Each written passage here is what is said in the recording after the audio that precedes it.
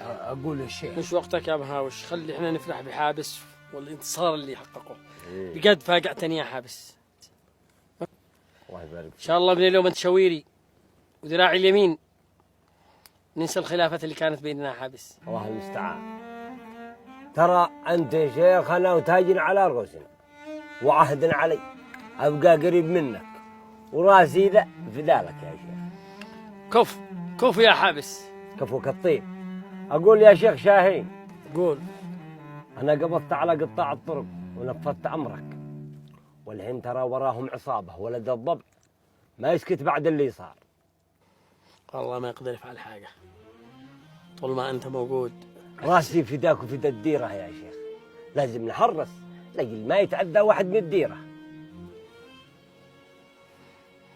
طيب إيش نسوي بهذول اللي مسكتهم؟ وش رايك يا شيخ؟ أقول يا شيخ أنت الشيخ والشور شورك، وأنت الشيخ اللي أنت أدرى مننا كلنا. أنا أرى إن إحنا نخليهم لما يجي خالي. الله عليك يا شيخ ونعم الشور.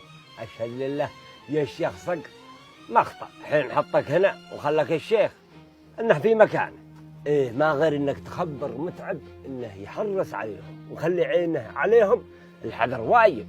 يا سلام عليك. إي والله والنعم فيك.